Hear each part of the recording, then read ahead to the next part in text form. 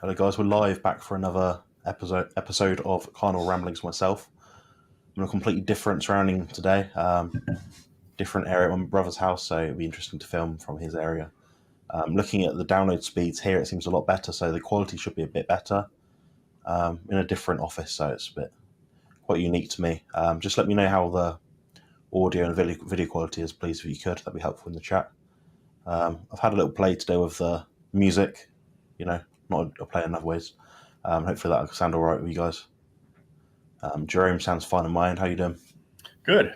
How's everybody doing in the chat today? It's Monday today, so it should be quite busy in the chat. Hopefully. Yeah, I mean, I put the notification out quite late. Usually I do it like a day or two before, but we'll see.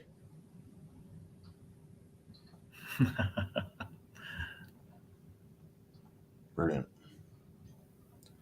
Yeah, 6 p.m. here, 7 p.m. in Belgium and Poland, probably. That explains it. Yeah, usually people turn up a few minutes in, so it's always a bit awkward at the start of these things because, assume we have 15 people, hopefully. I do have 2 questions whenever we do want to get going. Yeah. Yeah, I just want to make sure the sound's okay. Guys, can you let me know how the sound sounds on your end of the stream?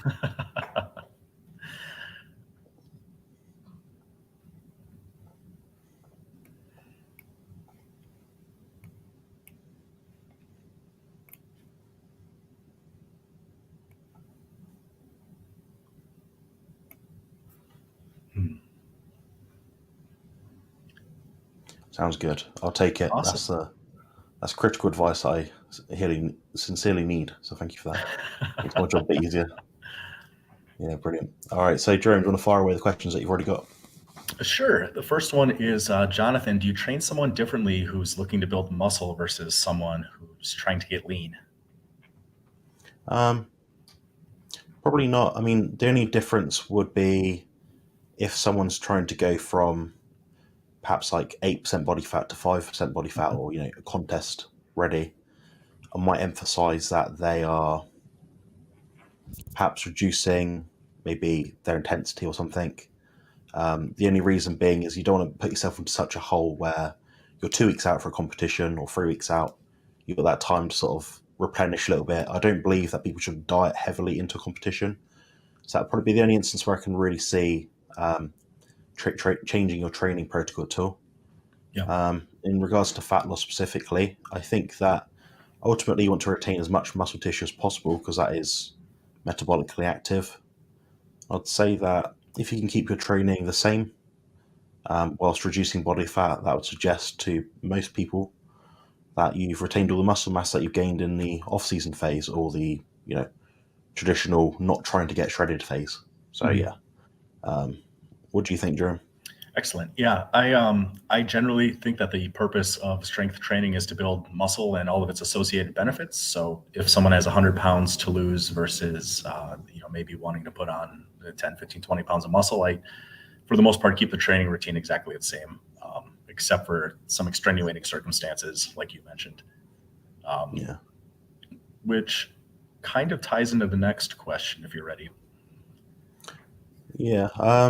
I think some people, the only thing I'd say towards that is some people think that adding in supersets and all this extra kind of stuff would be beneficial for fat loss. I think that would cut into recovery. It would take emphasis away from keeping your muscles loaded and strong.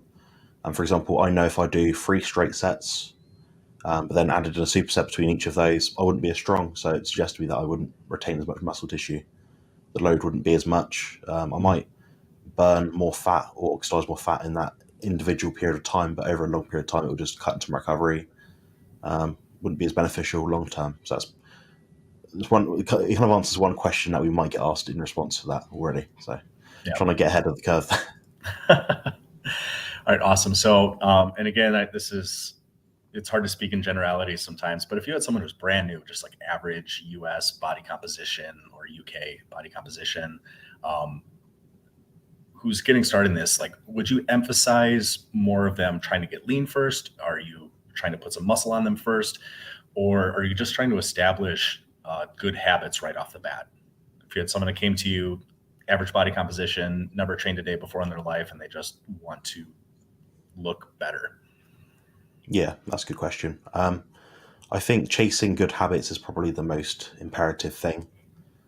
I can see issues with trying to be too lean, first of all, or too muscular. The main issue there is that if I say to someone says to me, I'll start training, I want to build muscle. I say, okay, gain some muscle, focus on that. They'd then go and Google and type in best weight gainer powder, best exercise for quads, and all this sort of thing. I think it avoids sort of the key sort of. Sorry for that. That's Bruce. Yeah, I think it avoids the key point, which is you've got to build realistic goals, build sensible habits, and that will align together to eventually sort of build the physique you want. Now, the only difference there would be if someone's in a extreme health circumstance state, where perhaps they have maybe they're 500 pounds, they can barely move. I'd emphasize losing fat first. That's going to be a much bigger impact on their overall health. So getting from 500 pounds to 300 pounds would make a big difference, and obviously going from there Yeah. downwards further. Now, when they get to a certain amount, when they're able to train effectively, when they're able to do some resistance training, I think they benefit from including that as well. So, yeah, when I say lose fat, it'd be predominantly through the diet itself. I think you got to get diet right first and foremost. I see a lot of bodybuilders with eating disorders. Case in point, if I go onto YouTube right now and type in bodybuilder what I eat in a day, it'll be breakfast this, lunch this, chicken rice, chicken rice, chicken rice. Then post work, it'll Yep. be a big bowl of cereal because they love it and they're addicted to it. And it'll be with extra syrup and sugary stuff and super duper protein powder from their sponsors. And I think that builds bad habits. Yeah. I think that's probably not an ideal way to go about it. So I'd probably try and frame from that point what the person's body fat was, what their musculature was at the start. If they come from a point where they have no muscle but lots of fat, I might suggest to them, just do a bit of resistance training, do something sensible you can achieve that is easy. So it might be that you can do 2 sessions a week. Some people might find that's not enough, so they might do 3. I probably wouldn't go too much higher than 3 or 4 sessions per week. I'd be emphasizing building muscle. Try and get some free PT sessions from the guys at the gym if you can. Get them to sort of show the ropes how to do it properly. Do it safely. That's the critical thing I think people don't think about enough. Anyway, Yeah. Excellent. what do you think? So usually when I start with people, at least the first month is just for most personality types, just trying to move one step at a time. So focusing on the quality of the workouts. Generally, in terms of diet advice, I usually just tell people for at least the first week, just try and make good decisions, and then because you can always raise standards, right? But initially, yeah, if I had someone brand new, and it's a little bit different here in studio, but I would really focus on the quality of the workouts, and just try and get a pattern set to where they're not too actively thinking about getting their workouts in, training hard, prioritizing recovery, and making really sensible choices when it comes to diet. And then we can always see how their body adjusts and manipulate diet and training volume and frequency from there. That's good advice. Yeah, I think the smallest changes possible to make the biggest difference is sensible. It's going to be easier to approach from there on out. And Yep. if you need to make bigger changes to get more extreme Yep. results because you get close to your end goal, then by all means, then you can add in the artillery. Yep. Unless there's a firm deadline. I've had clients that have wanted to get ready for the variety, like weddings, vacations, stuff like that. Sometimes in those scenarios, you have to go a little extreme. But my concern with that approach is you're not teaching lasting habits. There are far too many individuals that do really well for a certain period of time and then fall off and never get back on. People lose 20, 30, 40 pounds and gain it back after a few months. And that's really what we want to try and avoid. So I'm a much bigger fan of the slow and steady wins the race approach on most things. Yeah, definitely. My clients would say the same thing about myself. Any sort of changes I do make are very gradual. Yep. Not because they're less impactful, but I want to make the smallest change which they can stick to and benefit from as much as humanly possible. Otherwise, they diet themselves into the ground, or they overtrain, or something else will go wrong. So, Yep. brilliant. Got a question from Rick. What would be the ideal weight or body fat for someone who's 6'6" tall? Do you want to answer this one first? Yeah, whatever your genetics will allow, combined with how you feel and how your performance is. Um, there are broad ranges that Jonathan and I could probably recommend, but um, everybody's genetically different. Some people's shoulder width is relatively narrow. Some people, a picture of you earlier on the group page, I said you had a back like a barn door. Um, so you being the same height as somebody else, you could have drastically different changes in your weight, body composition, and body fat levels. So I hate to be really, really vague, but I tend to think whatever, um, as much muscle as your genetics will allow, generally as low fat as you can consistently carry to where you feel good and to where you still have a high quality of life. That's sensible advice. Yeah, I have nothing in particular to add to that, specifics to what a sensible weight or body fat would be for someone who's 6'6" tall. I would say there's like a kind of mini case study. My brother's 6 foot, and I'm 6'1". My skeleton is roughly 10% heavier than his. So I've got longer arms, longer legs, probably larger bone structure, maybe like bigger hands, bigger wrists, that sort of thing. Definitely bigger feet. I know that much. So although there's 1 inch difference between us in terms of height, the actual weight that we would be carrying would be different. Um, and he's not much older than me. He's about 6 years older than me. However, there might be some subtle hormonal differences. Probably a better example would be someone like my dad. He's probably about 60 years old now. Myself, I'm 27. Um, our hormonal differences would mean that we'd hold more or less fat depending where we're at in our stage of life. So how we'd hold fat would be different as well. Yeah. I mean, if I look at my BMI, so that'd be a reference value that is meant to broadly kind of explain what weight meant to be, assuming we're not like muscular bodybuilders or whatever. Um, I'd look at that weight and think it was nonsense. I think for me it says something like I should be, assuming I didn't train, 65 to 75 kilos. I know when I'm 95 kilos, contest shape, I'm gaunt and I look thin. I'd have to lose a lot of muscle to actually be that weight, and I wouldn't be any healthier for it. My structure is in such a way that that wouldn't particularly apply to me. Um, but then someone who has a smaller structure, some of my brother's friends are a lot smaller in terms of like their build, so that might be more suitable for them.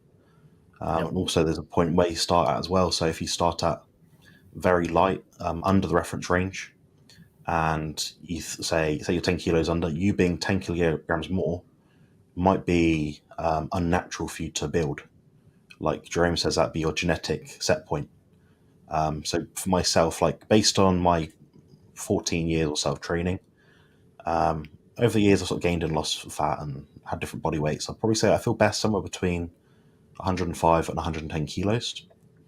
While saying that, I'm also around, let's just broadly say 10 to 15% body fat all the time. That's a healthy sort of weight for me. Yep. Now, for me, if I lost some muscle mass, yeah, I'd also be at a healthy body weight, but I wouldn't be healthy mentally because I enjoy training and having the muscle mass. So, as much as it is a physical endeavor to attain your optimal body weight and body fat, I think there's also a mental aspect as well. So, Yep. some people don't care what their body fat percentage is; they don't care about the muscularity. So, you look at it from both points of view, not just the health side, but also the physical health, but also the mental health side of it as well. I think it's important to mention. Mhm. And with body mass index, I think at my height, I'm just under 6 feet tall. I think it suggests I'd be between 135 pounds and like 170 or 175 pounds. And the last DEXA scan I got done, I had a fat free mass of 188. So if I was at 0% body fat, I'm still overweight, skewing on obese. Um, so depending on the measurement tool, sometimes I think they're quite unreasonable. Yeah. What's fascinating there to me, Jerome, is the fact that you admitted you're about 5'11" to 6 foot tall, but you're probably the first man in human history to ever admit that. Yeah, yep. Can't get a date unless you're 6 feet tall. So I guess I'm SOL. Zbigniew asked, I'm finding that reaching technical failure during the training is much more difficult than keeping good technique. what are the tricks or methods of mental preparation used by you and your clients? So speaking of, and Hmm. I checked in earlier today, and he thought this would be a really good question. I thought, yeah, pose it to the chat, and it'll be a really good discussion point. So maybe you want to sort of talk about this first. I've already kind of given my ideas, but I'll bring it up again, of course. Sure. And it just so we're on the same page. Technical failures, the point at which form starts breaking down, probably. I just want to make sure I understand how you and Zbigniew are using that word. Yeah, so when the form breaks down, that's the way we're currently doing it. Yeah. Okay. The way that I do it with people, same to how I wouldn't do any massive diet or workout changes within somebody. Everything is very gradual, very progressive. When I have new clients in studio, I don't just obliterate them that first workout with force repetitions. Um, I give them very little intensifiers, if any, for at least the first couple of weeks. And normally by week 5 or 6, every single week, I'm just gradually ramping up the intensity a little bit more, a little bit more, a little bit more, to the point where they probably couldn't even go back and think of how their first workout or two was. The first couple of workouts I have with people is just getting used to the form and how every single movement should be performed. Make sure you're breathing properly, neutral head position, correct form, and we gradually ramp up to the intensity, to the point where someone is absolutely going balls to the wall. In terms of mental preparations for that, I think, and I guess I can't speak directly to this part of it, but I think if you have a trainer or if you have a coach or if you have someone that's putting you through the workouts, knowing that you have to show up, whether or not you're paying them or it's your friend, but I think having somebody else there kind of takes things to another level. Same with if you're going to be recording it. The more pressure you can put on yourself in that scenario without breaking, in general, the better your results are going to be because you don't really have a choice other than to execute. For me, with my solo workouts, um, maybe it's me and maybe Jonathan's in this camp too. I like the feeling of putting 100% of myself into something, even if it's only one set. If I do one set of bicep curls, I want those bicep curls to make me feel like I could die with as much intensity as I'm generating and be comfortable with that thought. Um, I like knowing that I put everything I had into that. Um, and that's its own kind of high for me in a sense. So for me, I look forward to it. Um, but the harder it gets, I basically keep telling myself harder, harder, harder. And I never relent from that thought. But training a client is very different. Jonathan, I'd love to hear your thoughts. Yeah, you brought some really good points there, especially about like having your own sort of means of analysis. If it's not someone else looking at you whilst you're training to almost put a gun to your head and say you've got to train much harder, you can see for yourself if you're lying to yourself or not. Yeah. For example, you might look at the the concentric phase of the movement, and if from repetition 1 to repetition 10, the cadence of that repetition is the same, and you finish at 10, you can be rest assured you haven't trained to failure. Yep. Um, Unless you've used inertia, in which case it's kind of cheating yourself anyway. But then if you know, for example, the concentric phase of the movement from repetition 1 is, say, 1 second, and a repetition 10 is 2 seconds, you can be sure that the level of difficulty and intensity has been significantly amplified. Yeah. Um, Now, the problem with that is you can almost look at it as doing that all the time. And some people do just spend longer doing the concentric phase of movement because they think, oh, it takes 2 seconds, therefore I've trained. But the thing is, they've exaggerated that 2 seconds for the sake of it. Yep. The weight and intensity should dictate the speed, not you. Yep.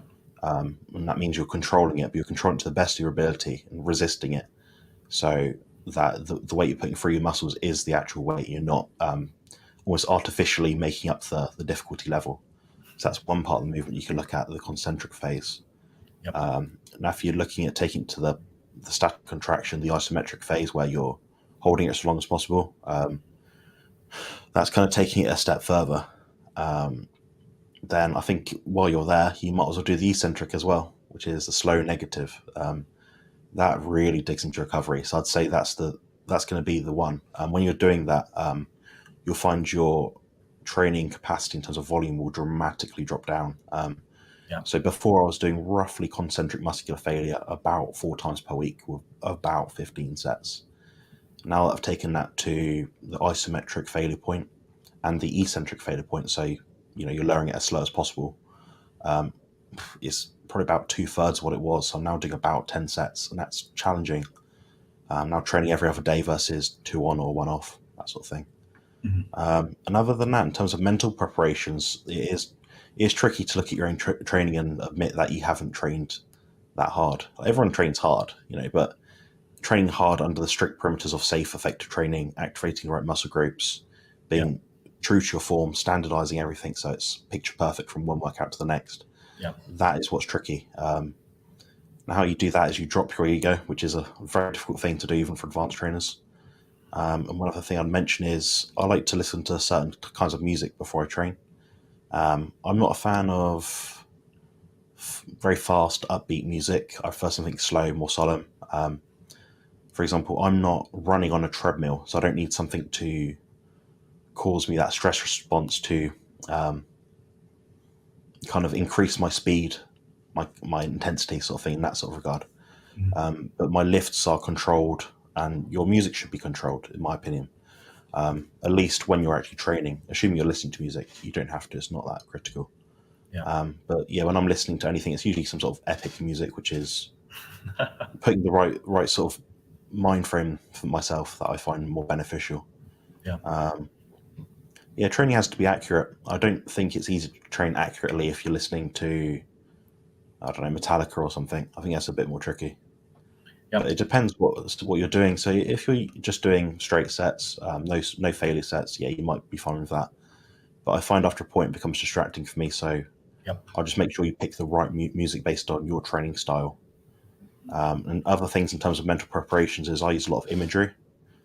Mm. So that's kind of how I've come from using maybe 30 seconds to 1 minute rest, choosing maybe 2 or 3 minutes. There probably is a fitness benefit to having less rest periods because your heart rate will be elevated more substantially over a period of time. But if you're trying to build muscle, I don't think the heart rate thing comes into it. I don't think that's part of it at all, Right. really. So what I'm doing is spending maybe 2 to 3 minutes between sets. I'll be thinking about my next set. I'll be looking at my logbook. I'll be thinking, okay, I've got to standardize the same form as the last set or the last workout, but get more weight, more time to tension, more Mhm. intensity, a tighter contraction, even stricter form. There's lots of things you can look at here. So the imagery aspect is important, and in imagery is basically you're imagining, image what you're doing before you're actually doing it. Yeah. So what I might do is, say I'm doing an overhead shoulder press, I'll be looking slightly upwards and thinking this weight is going up right now. And there's nothing stopping me doing this. I've done this before. I can do it again, and eventually over time I'll get stronger and be able to do more again and again and again. So I'm imagining that as I'm actually doing it and before the Mm. set. I almost feel like it's not true in every case, but almost what you think is what you can do and what you become. So that's what I'm looking at anyway in terms of mental preparation. And that's a fantastic question too, because if I recall correctly, the reason that our muscles hit failure is not mechanical; it's neurological. It's a protective mechanism. So, if we get in the right mindset, focus enough, could that facilitate, additional contraction that maybe we couldn't do previously? Possibly. I don't know. I couldn't really speak to that. Um, and I would also say that different people are kind of motivated by different things. So my two clients I have that are active military, um, I will yell at them because that's what they get when they're in the service, and that's what drives them. So when, especially one of my clients is really nearing concentric failure, I know it's normally anathema in the hit camp to yell at clients, but her performance is better. And I'm kind of reinforcing that condition that she's received. On the other side of that coin, I also have clients that, especially doing some isometric exercises or prolonged static holds, um, I suspect for some people, the lactic acid accumulation can be significantly more painful than for other people. And because of that, I have one client that likes training with music playing in the background, fairly low to moderate volume, so it's not too big of a distraction. But I do think there is a case where sometimes being a little bit distracted from what's going on physiologically could be of some benefit too. Um, So for one client I have people do static underhand pull downs sometimes if they have shoulder issues or wrist issues. I have a client that I have to talk to him the entire time to try and distract him. Um, but in distracting him a little bit mentally, I can often lean on the weight stack and apply quite a bit of pressure the last 5 to 10 seconds of that repetition or of that set, to really try and fatigue him as deeply as possible. So it's a little different for everybody in that regard. But that's the real advantage of having a training partner, or especially filming yourself, I would think. Yeah, exactly. I'll probably just make this last point. It brings me to something in sports psychology which we call the optimal level of arousal. So it's essentially a bell curve. And I like to train calmly. I don't like a lot of music. Yep. Um, as the music sort of goes off, my training performance usually goes higher. I'm less distracted. I don't like that distraction myself. Um, so it might be that the music's on, it kind of gets me a bit excited for my training. Then when the music goes off and I'm more focused on the actual set, I'm zoned in on it. Then I'm at that optimal level of arousal. The same thing is true if I was to then put the music back on, that might drive me insane to the point that my level of arousal would be lower. So my training performance will be lower. So the same is true, particularly for example, in sprinting. Um, in a sprinting, in a 100-meter dash, Usain Bolt would have psychologists explain to him, before a race, your psychology needs to be this. We notice your sprint starts are best when your heart rate is at this level. So what can you do to control your heart rate being at this level so you're not jumping the gun, but at the same time not being too deliberately delayed in terms of your sprint start? So they'd analyze that. They'd find what that optimal level of arousal was for Usain Bolt to have the fastest sprint start and optimize his overall race time. So that's quite an advanced sort of thing to talk about and technique, but if you really want to go that far, you can, and you can measure these things and find these things out. We've got Sophie in the chat. Hey Sophie, how's it going? Hi, Sophie. Hi Swell Carnivore. Nice to see you, Gecko. I don't think I recognize you. I think it was in the last one. I could be mistaken. Maybe, yeah.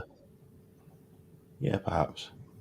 What training experiment should I try this week? Go on, Jeremy, you choose. Oh, geez, I might need a second. 20 sets of 10. This. Yeah. Twice a day. 7 days. No, my first thought was try some kind of intensifier that you may not have tried before. I do think there's a place for more advanced bodybuilders or strength training proponents with intensifiers, but in general, I tend to think their main role is to just give a better perspective of what intensity actually is. To an extent, I tend to think once you go past concentric failure, there is a degree of diminishing returns with how much slightly more benefit you're going to get versus the amount of recovery that extra little bit of effort is going to require. And I think it's really disproportional. So if you've never done rest pause, maybe try rest pause. If you've never done drop sets, forced reps, heavy negatives, maybe find some way to eke those in. Maybe superset 2 movements for the same muscle group. That can be extremely tough sometimes. So I guess that's kind of what I would play around with. Jonathan, I'm sure, probably has a million ideas of different intensifiers that you could try. Yeah, I think one to really, the purpose of an intensifier is to almost dig into the recovery standpoint, well, the recovery level that you have, and force an adaptive response. I think with Sophie's current training experience, she probably doesn't need to do all these things, just because she is getting results. And if someone was to do an experiment to intensify their training, I quite like drop sets or cluster sets. I also like negatives, but they're difficult because they, generally speaking, will nearly always require someone to assist you with the negative to make it harder. If you've ever done leg extensions with negatives, they'll burn your quads for days. It'll really, really hurt. So it depends how frequent you're training as well. If you're looking at a twice-a-week training sort of schedule, you're probably not going to manage negatives for many things. You just put a smile on my face. If my clients start getting past a certain time under load, oftentimes I'll push quite hard on the negative, still let them do the concentrics, but then I'll you can really lean into those depending on the movement. But Yeah, there it quite often will take my name in vain, but I do take that as a compliment. yeah. My brother's unfamiliar with the general guidelines of my channel, but he doesn't know them, and I've never told him them. The prerequisite to get your question answered is to put question prior to the question. And a 5 pound donation is standard too. Yeah, standard. I've heard that as well. I was wondering your views on training for different somatotypes. Example, there are calculations online measuring wrists and limbs with questions you can get a gut feel of body type. Ecto, endo, meso. Yeah, so maybe we could outline the different somatotypes. So ecto, someone that's usually, well, from anatomically speaking, from a physical standpoint, they're usually quite thin, perhaps quite low body fat. Endo might be thicker built, higher body fat, and meso might be somewhere in the middle where they're quite lean but also quite muscular. Um, they generally have the easiest time in terms of building a body. What do you think, Jerome? So, do you think there's different training principles you should follow, or is it the same, or is there certain circumstances where you'd go in one direction more than the other? No, I tend to think the same fundamental principles of training apply to everybody, just to varying degrees based on genetics.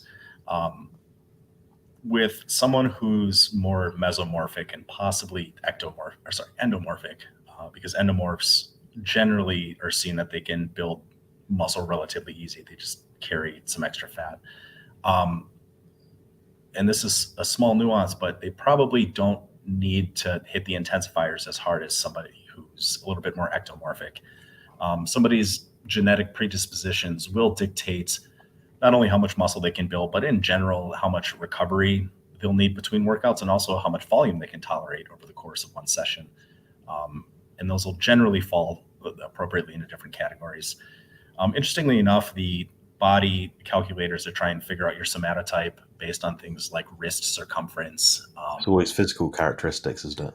Yeah, and Yeah. I think those have some validity, and I think a lot of those were done on bodybuilders from like the 1960s to try and figure out like what's the biggest you can get naturally. Um, those are interesting to play around with, but we have to remember that there's a broad degree of genetic expression for any particular trait, and the number of genetic traits that go into building, an appreciable muscular physique. There's easily dozens, but probably hundreds of contributing factors. Um, Ronnie Coleman, I believe in 99, not 99, one of his first pro shows, 96, I believe Ronnie was probably natural. And if you go back and look at him, and you can see how his physique was. Sergio Oliva, bodybuilder from the late 60s, early 70s, had a tremendous physique using far less performance enhancing stuff. But again, that's genetically mediated. So I apologize, I'm rambling a bit here. I largely train people the same way. People that are having a really hard time putting on muscle, people that tend to be a little bit more ectomorphic, I will generally push the intensifiers a little bit harder with them and err on the side of giving them a little bit extra recovery compared to other people that I would normally give more of a certain timeline. Yeah. Yeah, I think that's good advice. I'd probably look at it as well from kind of their disposition. And oftentimes, like ectomorphic type people, so thinner people, are quite erratic. They can't sit still, got ants in their pants, kind of thing. Mhm. I speak to my friend Bruno, actually, the partner of Claire, who we know, and Claire's a very thin lady, and he was saying before to me like, oh, he's quite laid back, and he's more my sort of build, like a tall, larger person. Now she's very thin. He's saying, yeah, she can't sit still. Like that's probably part of the reason why she's so thin. So obviously we can look at training as well. We can look at diet. Um, it might be just that they have to reduce the training volume itself. Maybe they can't sit still and they just need to do less. They're oxidizing so much energy. Yeah. They're not sort of developing. They're not putting enough resource in their recovery pool to develop more muscle. I'd probably say my brother. I mean, I know my brother because he's quite a similar sort of general build. He's the same parents, you know. So I'd probably say he's somewhere between endomorphic and mesomorphic. He seems to be someone that can train hard and train frequently, and do a lot and not seem to have a negative response. He's probably one of the more lucky people in terms of the gene pool for building muscle. Yeah. And if I'm not sure if you saw a picture of my dad recently, I'll probably post a picture up in our group chat or something. But my dad's slim, quite big calves, quite muscular arms, never really lifted in his life much. That's just his disposition. But then if you look at him, you think, oh, he's ectomorphic. But the reality is he's probably bang in the middle. He doesn't train at all. He just doesn't have a lot of body fat on him. Yeah. So I'd probably look at it from that point as well. So I'd probably look at it from with the view that if you're someone that's high energy, you're oxidizing a lot of food, oxidizing a lot of fat, and you're not putting in much, and not much is sort of being put aside in terms of muscle. You might reduce your training volume. Now, if you're someone more endomorphic, you might increase it slightly. So you might be more focused on, in terms of body composition, you might be more focused on hitting a step count, getting some daily activity in, managing your diet more effectively. But yeah, in regards to training specifically, I think the principles of building a good muscle building routine are the same. You have to give it the adaptive response, but then giving that adaptive response is quite subjective because your individual disposition will affect what your body can recover from or cannot recover from. Yeah. So that's probably the main difference, I think, is in terms of somatotypes.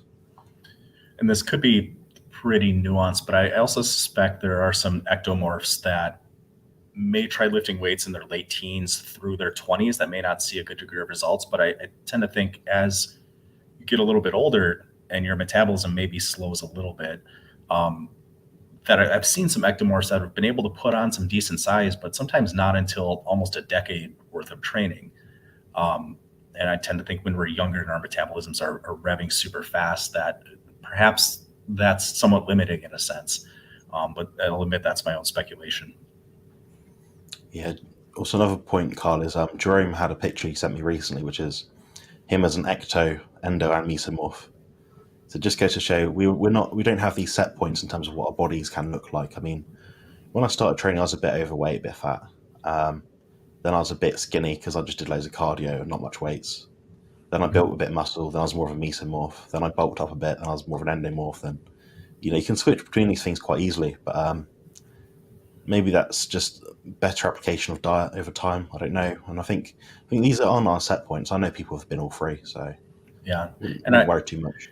I think muscle fiber types can change slightly depending on how you look at it. There's anywhere from like 3 to 40 different muscle fiber types, and I think they're capable of making a broad degree of transition if you're consistently performing a lot of same movements or same type of exercise for a prolonged enough period of time, and then supplementing that with diet. So yeah, that's an interesting picture of me in 3 different phases of my life, because you could look at it and make an argument for ecto, endo, or meso based on any single one of those pictures. But I also suspect somebody's ability to sort of fluctuate between these somatotypes would also probably be genetically mediated. Some people are probably going to be rigidly set in one type in a lot of ways for most of their life, independent of what they do in a lot of ways. Yeah, definitely. Hello, Nomad Man. Got Declan chat as well. How are you doing, Declan? Nice to see you here. What's up, Declan? Question, Jonathan. Have you any thoughts on PUFAs being better for muscle growth or less adipogenic? So polyunsaturated fatty acids. I know exactly what he's talking about, and I know exactly where it came from. It says came from a guy called Tyan Clark, who basically encourages his clients to eat a lot of flax seeds, linseeds, lots of seeds, basically nuts and things. I'm assuming that's where it came from because he's the guy that popularized this quite a few years ago. I say maybe 5 years ago, and basically looked at a study. I think it was on rats or mice, maybe some sort of rodent, and they had more muscle growth because they had a higher proportion of fatty acids. Now they have more muscle and less fat, basically. They had a better body composition. I don't think that's significant. I think for the marginal benefit we'd get from having different fatty acid profiles, I think our overall health will be better as a result of getting the right proportion of fatty acids. So if we're looking at getting a high PUFA diet, we might have loads of oily fish, or we might have loads of seeds, flax seeds or something like that. So it depends on which way you go. I mean, the fish is going to be healthier than the seeds. We know that much. So I wouldn't go looking that far down that rabbit hole. I think for what benefit it may have a more severe downside on the other side of things. I honestly don't think much of it. I'm not convinced by the science. I'm not convinced by any anecdotes I've seen which are trustworthy to me. What do you think, Drew? Yeah, it would. I think we need to be extremely careful what conclusions we draw from different scientific studies. I know rats are often used as a surrogate for humans, and a lot of medicine gets dosed on a gram per kilogram body weight basis with animals. But at the same time, if I recall correctly, I think rats normally need something like less than 2% carbohydrate in their diet to get a rat into ketosis. Um, so we can draw some inference from animal studies, but I think we need to be really careful in that regard. And Pottinger's cats is another great example. There's a carnivore influencer that loves fruit that often references Pottinger's cats as far as why humans should be eating raw meat and not cooked meat. But we're not cats. And at least, we don't have a common evolutionary ancestor with carnivores and a feline family for millions of years. So in that regard, it's not applicable to humans. Studies are great. And Jonathan and I have discussed, at least privately at length, about a lot of methodological flaws with studies. So take it as a point of information, reflect on it, but ultimately, I wouldn't put a lot of weight into it. Yeah, I think the only thing I'd add to that is really just look at the mass balance model that we're now sort of Yeah. uncovering in terms of the calories in, calories out versus mass balance model for looking at what a body composition will end up like. I think that's a much better determinant. So I think we're looking at that first. Then perhaps we're looking at the carbohydrate insulin model second. Then after that, we're then looking at individual subsets of fatty acids or carbohydrates, or whey protein versus, I don't know, steak. We're looking at from that. There's like different levels to what we need to be focusing on. I think PUFAs, if anything, would be quite far down that level. Mhm. Hello, Soren. How's it going? Composition consultant. That's me. They say that the muscle is fully matured at the age of 40. Is that true? That's a funny question. It depends what you mean by mature. Mature is in the sense that the average person that has built up muscle over time without training, yeah, they'll probably peak out in terms of their strength and what they can do at about 40, somewhat middle aged. In terms of being able to build more muscle mass, I don't know. I mean, I know people that have started training late and they've built the same muscle that would have done if they started in the 20s. I know people that have just plateaued at, say, 40, but they've been training for 20 years as well. So either side of that sort of frame. I'm not really convinced that you're. I mean, it's going to be harder to gain muscle as you get older. You got more wear and tear in your body. Your body is less efficient. You have the aging process working against you. 40 isn't old. It's never too late to be better. I mean, Jerome's not far off now, I don't think, but. What do Yeah. you think, Jerome? Yeah, thanks. I'm 37, so I've got a couple more years here. Yeah, I agree. It depends kind of how you're defining those terms. I would very much like to believe with some naivete that I will be every bit as strong, if not stronger, well into my mid to late 50s, if not mid 60s. If you look at how much lean muscle mass the average adult loses, it's like 1 to 2%, I think, a year on average. Usually right around 10% a decade, I think, is the number that I've seen recommended to that. So, and for the most part, these are individuals that aren't engaging in any kind of regular strength training, let alone supplementing it with a species appropriate diet. So I think it's especially important to look at, the Sean Baker types. I mean, the guy is 55, I think, and still setting world records. He's 6'2", 6'3", and like 245 to 250 pounds, pretty lean. Not that everybody has that same capability, but I really think given how slow muscle loss is for a lot of people, you can greatly mitigate that, if not turn that around in the other direction for quite some time for a number of years.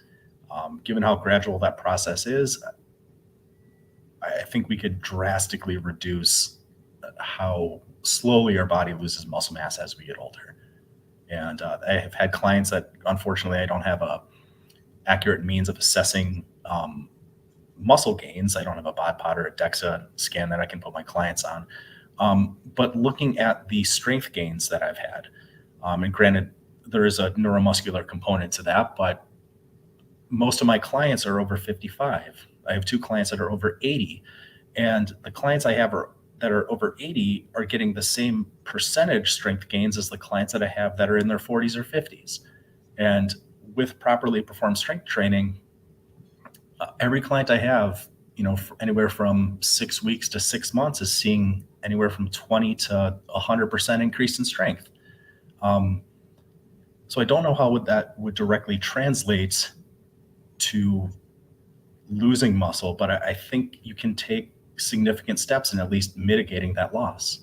And that's why I'm a big proponent of trying to maximize your body composition when it comes to how much muscle someone can carry, because it's only going to get smaller over time. And a smaller muscle in most cases is weaker muscle.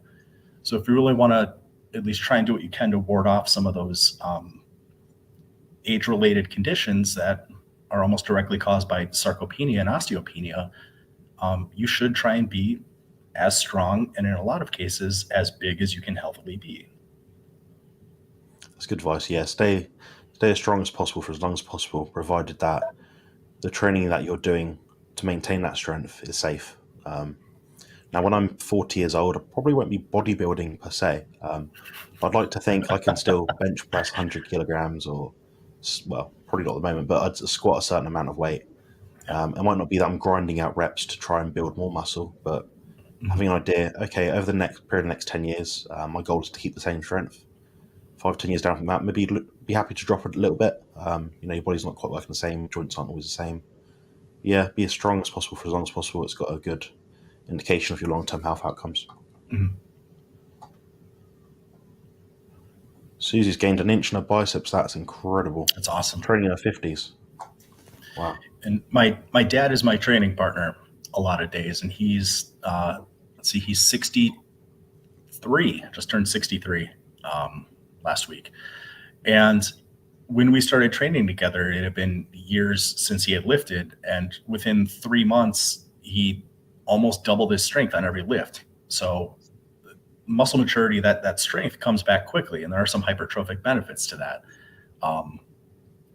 So yeah, I think in a lot of ways you can age really gracefully. Yeah. I'll take an inch from my biceps right now, to be honest. I'll be happy. I actually changed my training as of this week to it's kind of a back biceps. No, it's not. Ignore that.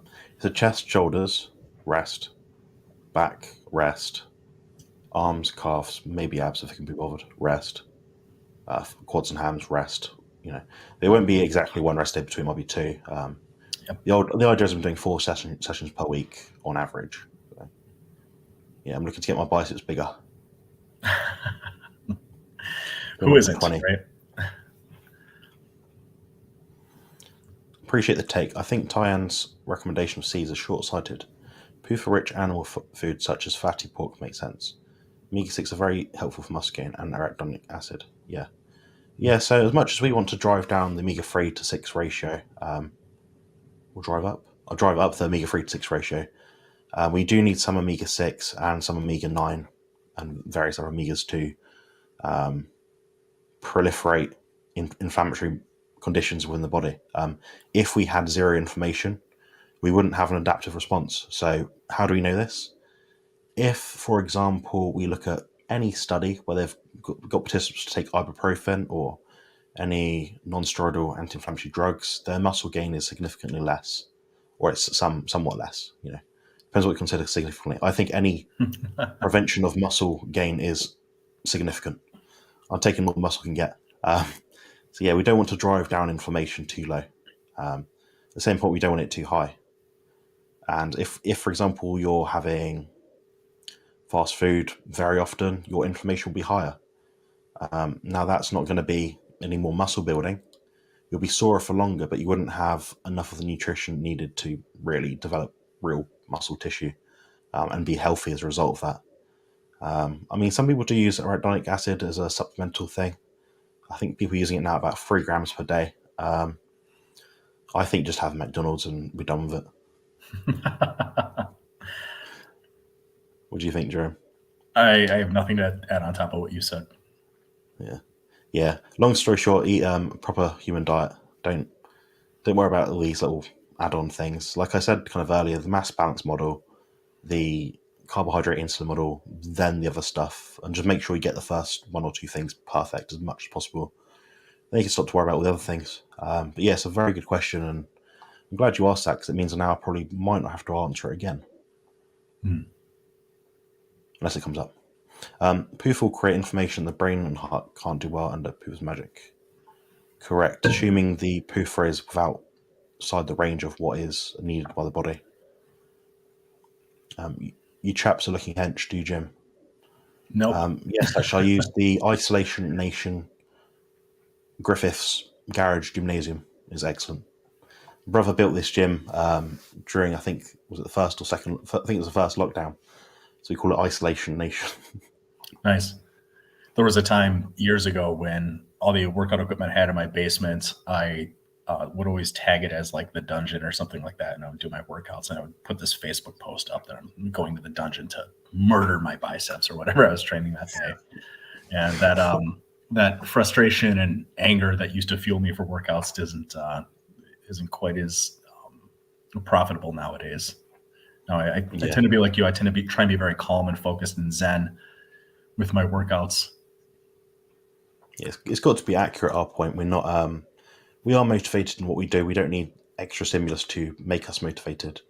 And we're motivated by our performance, our physical appearance in the mirror, our measurements, our training status, what we know to be true about gaining muscles. We tend to need to get more strength. So we're looking at that sort of number as well.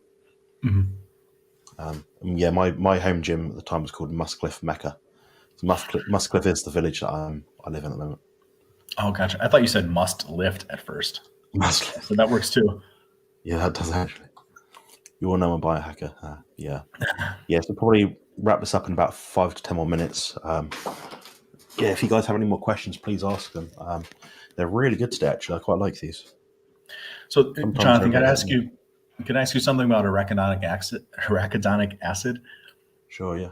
Okay, so it's been like forever since I've really looked at a lot of the physiology of polyunsaturated fatty acids, but I've had this suspicion for a while that we label things that the body can't create as essential, and I think arachidonic acid is an essential acid in the body, and from what I've seen, we can convert really low rates of it.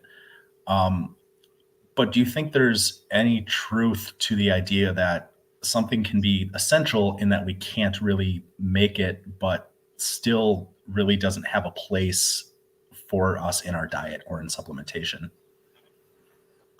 You might have to reword that one, Jerome. I got lost about the last sentence. Sure.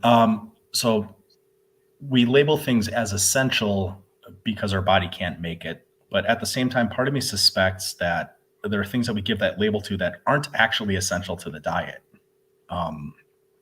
Either because we can convert some at a really small rate, or we'll get really small amounts through the diet anyways.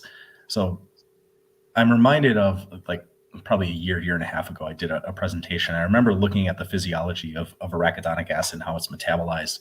And I remember thinking, this thing is called an essential acid because we can't make it, but maybe this wasn't the best example, but I don't think it served a distinct physiologic function within the body. It was kind of an intermediary between other substrate in processes. I see what you mean. Yeah. So we give it the label essential, but I don't know if it's actually essential to the body when we have substrate on either side of that physiologic chain as we're just converting from one thing to the other. Yeah, I see what you mean now. So yeah, we do have different biochemical processes where the intermediary substrate is technically not essential, as in doesn't provide an exact specific purpose in our body. However, it provides almost a link or a chain between one essential process and the next for a chemical mechanism. That's a Mhm. good question. It's not the sort of thing you'd really look into. Does that make sense? Like, Yeah, it's not. It's not saying it'd probably be a more detailed answer will be given from someone that's researched it independently. I think. and I'll have to go back and find that presentation. I think I still have it on Google Slides, and if I find it, I'll send it to you and try and elaborate on that a little bit further. I mean, at this point, we're really straining the gnat and swallowing the camel, Yeah, and I know you've done quite a few hours of research recently on a particular topic. I won't give it away in this chat, but it's Jeremy spent, I think it's something like 100 hours or something trying to suss something out. Um, a and it lot. is a very, Yeah, very, very, very, very useful piece of research he did. But the conclusion was slightly different to what he thought. yep, Not that Jerome was wrong, but it was slightly different. And it's kind of expanded his mind more to the point that it's like, okay, now if I was to do this again for another topic, I have to be prepared to accept that the outcome might not be um, what you'd hope for. Is it a yes or yeah. no kind of answer? So, and I can give the too long didn't read version of that because I'm going to do a big presentation on it and elucidate all my points on that, anyways. But within the high intensity training subset, the body by science or super slow exercise camp, the mainstream narrative is athletes should never lift explosively. The gym is for building strength, and sport specific conditioning, or what you do with your coaches, is for developing those motor patterns. So you hear guys like Jay Vincent, Drew Bay, saying basically there's athletes should never do sport specific movements in the gym, should never lift quickly. And I wanted to read as much as I could on motor learning and skill specificity. So something like between 6 and 8 books, well over 1,000 pages of reading, including a college textbook on motor learning and skill specificity. My conclusion was largely not, I don't know. So Jonathan and I were talking earlier, and I've moved more in the direction that there are specific instances with which I could absolutely see that certain people should be doing certain movements very, very quickly. Um, but I have my own reasons for still not generally leaning in that direction. And that's going to be a whole big, long presentation. But I was humbled by the research, and I'm always happy to learn something. And that's one reason I love listening to Jonathan, Bart K, all these other people. I try and surround myself with good information and intelligent people, because we're never, as the old adage goes, beware the sound of one hand clapping. We should never be so sold or set in our ways that we're not above rebuke or reproach. So that I was, agree. That's what science is.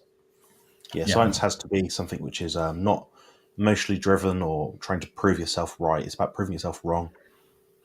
Understanding that there's different nuances and caveats to different ideas that you might have, and the conclusions you draw can be changed at any given time.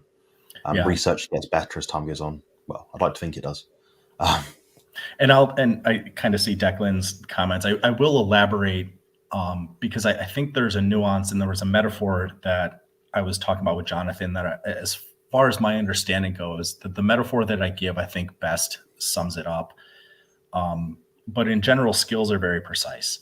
And to the extent you do something that doesn't exactly replicate that precise skill, it can have a bit of a negative carryover. But there's a lot that goes into that, and that's well beyond the scope of today's conversation. But I appreciate, Jonathan, you letting me talk about that for a couple of minutes here. yeah, it adds to the watch hours, Jeremy. It might make me an extra 2 pence or something. Guys, for those that don't know, when I actually air these videos, and assuming I've aired it for about a week, so I've maximised the algorithm and got the most views out of it, I tend to make about 30 pence for each of these.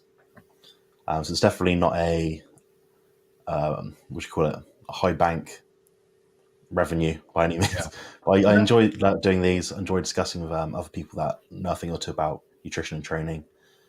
Diversifies my knowledge, and I gain things from it too. So, but yeah, if you want to help me out at all, you can obviously leave a donation. I have a donation option on my website or through the channel itself. If you want to have something for my information, something more personalised feel free to consult me from our website, which is compositionconsultant.com. That's my plug for the hour. Oh, sorry. Do you drink raw milk anabolic as well? Yes. I tend to get raw milk and actually freeze it. I asked Harry Spanos about this, and he gave me like several paragraphs of information regarding it. Basically, it came down to buy as much as you can, assuming that you can afford it. Freeze it if you can't keep it all in your fridge and you can't drink it fast enough. I drink about a quarter of a litre to half a litre a day, so maybe 1 or 2 cups a day, something like that. I find it does somehow keep weight on me. I assume it's because of the insulinogenic factor, which again goes back to the second kind of order priority in terms of body composition I mentioned earlier. So the mass balance model, the insulinogenic factor, then the individual substrates, different fatty acids, and so forth. What do you think, Jerome? Do you drink raw milk or do you not get it? Or? I don't. There are places around here I can get it, but Wisconsin, you can't legally buy raw milk unless you like put it in a container that says not for human consumption. So I don't, but I would like to get some for my daughter because she is thin as a rail and she's growing. I'm currently dieting down for a bodybuilding competition, so if I did have any right now, it would be just a little bit, probably 30 minutes before a workout. But where with I'm at, even when this contest is over and I'm just looking to stay relatively lean, maybe put on a little bit of muscle, I don't think I would have raw milk. And that's just me. Any kind of sweetness to me triggers like a massive craving for carbohydrates, especially simple sugar. So I do best when I can just stay away and completely abstain, even from artificial sweeteners. Yeah, that's good advice. I think it won't apply to a lot of people that are watching this, but some people, they will be triggered by something as Yeah. mildly sweet as milk. Yeah. So learn your intolerances. I mean, I could probably drink about a litre a day if I wanted to, but then I might have some bloating. Yeah. I don't want my only hydration to source to be only milk because I sometimes have other things to drink, so it's not something I drink a lot of. But half a litre's a fair amount. It's got some good stuff in it, without being specific. Brother asked, question: do different food sources have differing bioavailability? It's pushed hard by supplement companies. Does it make a difference for a novice? I'm assuming he's talking about things like whey isolate versus whey concentrate, things like that. Yeah. If we're just speaking broadly, there's a wide range of bioavailability in different forms, especially with supplements, but also within plants. So, like spinach is normally seen as a good source of iron, but the amount of iron that you can absorb from spinach, if it's cooked, is like 10%. And if it's raw, especially with the fiber, it goes down to like 2 to 5%. So, this high iron food, you actually get very little iron from spinach. Um, Bioavailability in general, most micronutrients are far more bioavailable in meat or organs or skin or animal-based products than their plant-based components. Um, and I don't think for the most part you need to make it any more complicated than that. If you're looking at supplements, yes, some forms of different supplements are far more bioavailable than others, but I couldn't speak to exact one type versus another. Yeah, I mean, just speaking about the dairy proteins, the whey or casein, people have different intolerances to some of these things. They may be less bioavailable because they make someone effectively crap themselves. So you're not going to eat something or drink something which is intolerable. So there's that. The other thing as well, they might have more lactose as well. So that might be a problem with some people if they're lactose Mhm. intolerant. Now, Sorry. no, Karen. I was just going to say, I've seen a product advertised recently that it's an amino acid blend, but it's advertised as being like 8 times more anabolic than whey. Um, I know the one. yeah. Yeah. And when you look at it, the one study that supported that had massive methodological flaws. But it was also done from like 1990. So they're relying on one poor study from 30 years ago to substantiate a position that um, I don't think holds up to any scrutiny. So I just wanted to throw those 2 cents in there. Yeah, it's a very point. It's the study. The studies themselves are very poor. I'll give an example of that actually. So my brother's someone that does think critically. He doesn't just take it at face value. I say to him, meat's better than vegetable protein or whatever. So he sort of came across a study maybe 2 months ago, and it was looking. I think it was vegan or plant-based protein powder against whey protein. So the Mhm. study was basically explaining, the participants took one or the other, so A and B group. They found the end results in terms of muscle building were the same. That may be true, were there flaws in study? Most certainly, you can't control people what they're eating all the time. Might be that they had the anabolic threshold met for protein synthesis because they're having more leucine throughout the day. Now, what is this? What's a statistically significant result? Also, can be quite biased depending on who the study was performed by. We know the margins are very, very large in terms of what could be seen significant or not. There's not really a definitive value for that because people have different p values for that they'd consider more or less significant. So, for example, when I was in university, I was looking at p values and I was getting 0.005 or something like that. But then I was looking at the study participant size of my group, and it was not statistically significant. Yep. It's just that the results were swayed in such a favour that it made it seem that way. And I think Mhm. the same was probably true for this study, which is why there was no clear significant difference. The other thing as well, the study itself was short term. I think it's 12 weeks. And it was looking at one metric, I believe. So it was looking at maybe two, so maybe muscle building and strength. You don't know what those plant-based proteins were causing downstream. Was it causing a nutrient deficiency because of the anti-nutrient content within? So that's another problem I have with that sort of study. Now we know that, for example, whey protein has around 3 to 3.5 times more leucine per 100 grams of protein than beef protein. It's probably even way more than that if we're looking at whey protein to pea protein, for example. Mhm. Um, we know that whey can be intolerable to some people, as I've mentioned earlier, but we know we're not meant to eat plants because of the fiber content. Now, everyone has their own built-in tolerance to these different things. Mine's very low. I had a roast dinner yesterday which had some vegetables in it. I felt bloated since. I felt inflamed. My stomach hurt. My lower back was more sore. Considering the fact I didn't really do anything yesterday other than sit in a car, that kind of tells me maybe I shouldn't eat these foods. Maybe they are inflammatory to me. Now, my brother's quite fortunate; he can get away with eating these foods without noticing much difference. But Yeah. well, I say fortunate. It depends if you like peas and vegetables and things like that. But, you know, yeah, it's we've all got our own tolerability, which is different. So we could look at this from so many different standpoints. But we Yep. do know that whey protein dairy is muscle building. I've been drinking milk for yonks. We know that it keeps weight on. So that's enough reason for me, just anecdotally speaking. And there's you reminded me of a scale. I think it's called the protein digestibility amino acid scale. That's a scale. Yeah. And there's one more other than that one that's a very similar concept that takes bioavailability into account. And something like pea protein is like 43% bioavailable, compared to egg protein is usually way up there. Whey is usually right at the top of those scales, and beef maybe halfway between the two. Um, but yeah, excellent. Yeah. Brilliant. Mark, hello, Mark.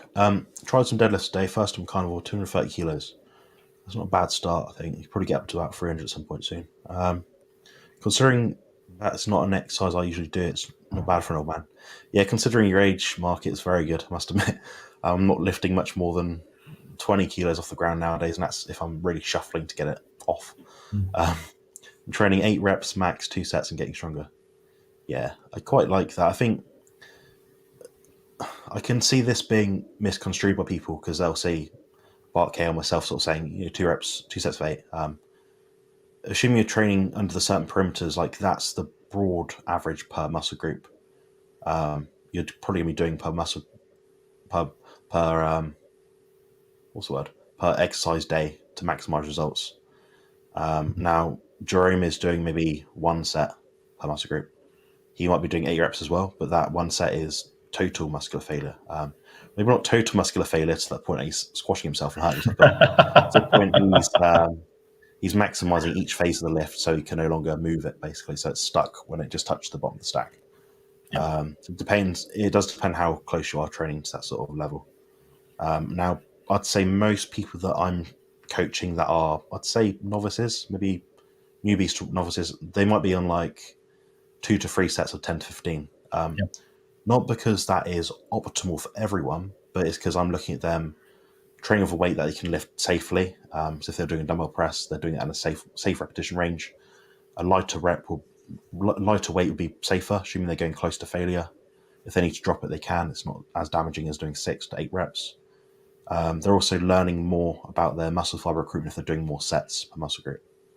I'm kind of looking from that aspect. Mhm.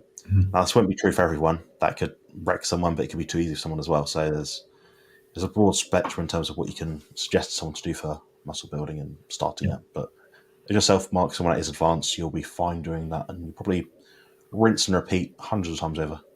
Yep. And if I was doing a move like a deadlift, squat, or a bench, as coordinated as those are, and given the intrinsic risk built into those movements, I would not take a set of deadlifts as far to failure as I try and take a lot of the machine oriented exercises that I currently do.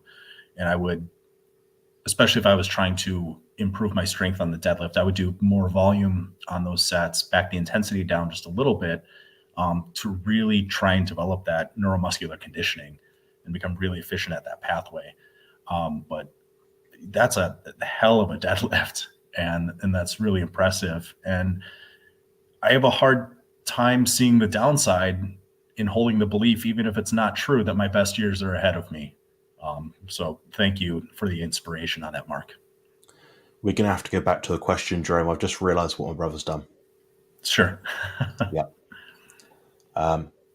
So my brother has a friend called Josh. He recently bought some protein powder, and it wasn't like the standard 15 or $20 per kilo kind of stuff. It is like four times more expensive or something like that. Yep. Now, he's quite a novice, quite a beginner, so he can lift weight sort of thing quite safely. He's not perfect with his technique yet. He's still like learning and developing, which is good. Now, my brother's basically asking, is it worth investing your money into something which is super duper and probably a bit marginally better, or you better off spending your money elsewhere on something like Gotcha. learning to train with a personal trainer or some other kind of you know training or diet benefits sort of thing. Yeah. You want to go first on that one? You get first. Sure. My first thought is if you have the discretionary income to where it's really not a second thought, get the best stuff you can afford. But for most individuals, I don't think it's going to make a significant difference. Um, even taking whey, compared to just having red meat, um, looking at whey being a little bit more bioavailable, um, having more protein per serving, I don't think one could reasonably say that I've made significant gains in my physique over a prolonged period of time because I was having whey instead of having a different protein source. Um, maybe a fraction of a percent better, all other factors being equal. Um, I would rather somebody, if they have discretionary income, invest it into things that are going to make significant differences in other aspects of their own lives.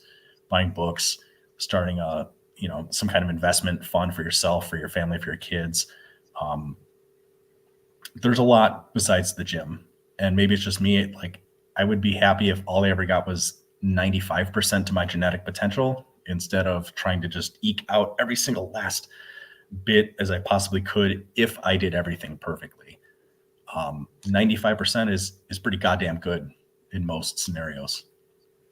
Yeah, I think so too. And I mean, this isn't. I don't think this is true for our friend Josh, who we trained with earlier in the gym. But I mean, I know people I've seen in the past. They've spent $50 on a few servings of pre-workout, like 10 servings or something, Yep. or they spent loads of money on a protein powder because it says super duper protein with extra this, that, and the other, all in one. You basically paid a lot more money for the same thing versus getting separately.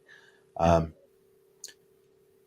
I know those people are going out on a Friday night, then drinking loads of alcohol, which kind of diminishes any benefit they would get anyway. Then having cheesy chips afterwards and a kebab cooked in seed oil, Mhm. Whereas they could have went up the road, spent an extra £5 that they've been wasting on protein powders and things to have a better meal somewhere, assuming the place was open. I Yep. think, like Jerome said, there's better things to spend money on, and the difference is so marginal. Yeah. I mean, if you're into reading books, different resources, you're better off spending that money on something that is towards that, like something educational. Like I can say now, of all the money that I spent on supplements to like train harder, like even like creatine maybe, pre-workouts, if I put all that money together, I could have seriously invested some money and really learned a lot if I just spent a fraction of that, even like 10% of that money over the time, like last 10 or so years, and spend that on consulting with someone that knows their stuff, Hmm. or buying a book, or buying a video series, or something to actually teach you something, which you can always take away, not something that's materialistic that just goes as soon as you've drunk it or eaten it, sort of thing. Hmm. And I think back to like my first contest prep. Um, I bought a kind of contest prep log that one of my bodybuilding idols put together. He said, like, these are the exact workouts I did. This is exactly what I ate. And these are all the supplements I took. So I just figured, okay, I'll do the exact same thing. And obviously my workout numbers weren't the same, but I did the same training routines, bought the same supplements. I was spending almost $1,000 a month on supplements. I was eating between 10 and 13 times a day. Most of that was protein shakes, sometimes with a little bit of food. And looking at, I got lean, but looking at the results I have, like, I think I could have achieved that exact same look, if not maybe a little bit better, just focusing on whole food and maybe protein if I needed it. Um, but doing a competition now, it'll be interesting to compare the kind of shape I can get in now with literally zero supplements, training a fraction of the time, compared to 2009 when I was spending exorbitantly, thinking this is what you have to do to look your best. Um, so that'll be interesting to look at. Yeah, I think so too. It's funny as well looking back at all the money we wasted. Like I keep rehashing this point, but I can't explain to people enough. Like if you're following the carnivore diet, you get your training right. You have some basic philosophies and principles that you stand by, and you stick to it. And you train safely. You'll eke out all the natural genetic potential that you'll have. Yeah. Everything else is so marginal. Honestly, from the standpoint of saying I've spent probably quite a bit, probably not thousands, obviously, but I spent a fair bit of money on these things. I can look back and say that was a big mistake. And anything that does work is either illegal or a performance enhancing drug. And I'll say that quite upfront, quite deliberately. Mhm. So if you're looking to really do something big with your physique, it probably won't be sustainable long term and probably be unhealthy. So that's why I have my Yeah. Carnivore Crew Facebook community group. It's £40 total, so it's we're now 1 month in, but it's works out around £10 per month. We'll teach you guys through like an open forum setting how to train, how to do it safely, and it'll be all be sustainable. So it'll be things that you can actually apply and learn, and it'll be something you can use for the rest of your life. So that's a much better investment than any of these silly potions and crap, basically. Yeah. Yes, Declan, you should definitely do this. I Yep. strongly agree with this. Very good. I thought he said he was 84. I was like, 230 kilos at 80. Wow. All right, we've got last question here. So this will be the last question tonight, guys. We have overstayed our welcome on the YouTube platform tonight. So Carl asked, question, I work out at home. I only have dumbbells up to 95 pounds, so something like 42 kilos, which is quite a respectable amount. I find it hard to front rack anything over 75 for front squat. Any other leg dumbbell exercise other than lunges, split squats to hit the quads? I might suggest goblet squats. You can do reverse lunges as well, assuming you're not doing that already. There is a if you can get your knees in a comfortable position, you could perhaps put your hands underneath the sofa or a bed or something rigid. Put a dumbbell between your toes, or between your feet, so you're between there. You'd have it in the middle. Maybe, I don't know how much weight, maybe 10, 15 kilos, something like that. Then do a lying hamstring curl. That would be one thing you could try out. Other than that, calf raises off a step. If that's too challenging, do 2 feet at a time. If that's too easy to use 1 foot. you'll probably be adding lots of intensifiers to maximize what exercise you can do. So, as we've kind of discussed earlier in this Q&A, you might be doing drop set, cluster sets, rest pause. Actually, I don't like drop sets very much. I'll say that now. But different things like that. I think we won't get into that because we'll be here for another 20 minutes. But that'll be a paid consult question, I think. Yeah.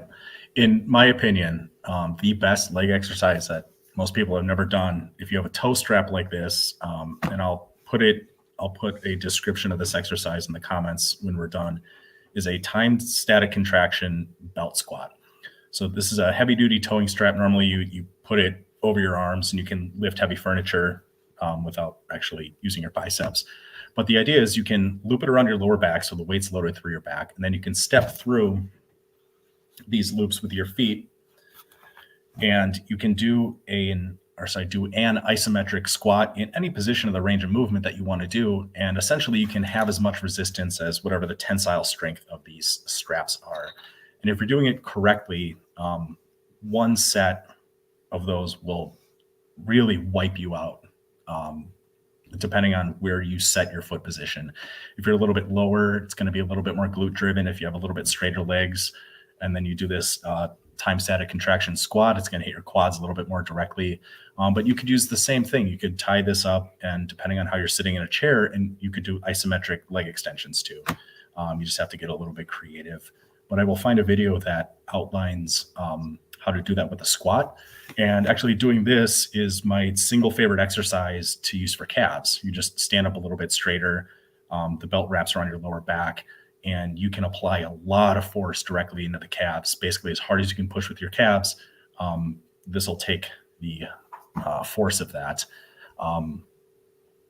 And if you want to go beyond that, try a sissy squat. Try supersetting whatever squat exercise you're doing with a sissy squat right after that. And sometimes a body weight sissy squat right after a leg exercise can be extremely demanding too. Yes, good shout. Yeah, Carl liked that in the chat. He just commented below. Yeah, I never would have thought to try something like that. And you made a good point about finding ways to intensify the movement itself, so you can superset these things. It's all about just making the muscle work really, really hard. Yeah. Yeah, I'll put, and these straps too. One last plug. Like, I don't make a. I should get an Amazon affiliate link, but you can get like 2 of them for like $25 on Amazon. And if you know what you're doing, you can hit the body with this strap from most angles for almost any muscle group with as much force as you can put into it. But that being said, it's extremely demanding, but I think it's by far the best compound leg exercise that most people have never tried. So I'll drop that in the comments when we're done. That sounds like a good video title. The best compound exercise you have not ever tried. Brother said, Jet original band blend is the only supplement I think did anything for me. Yeah, I mean that stuff was rocket fuel. Yeah, that was insane. Fun times. you'd think I'm going to lift 100 kilos today, and you'd do like 120, then you get more reps, then you'd be at it for like 2 hours straight, and you're like, oh, time went by quickly. But then you can just keep doing more and more sets.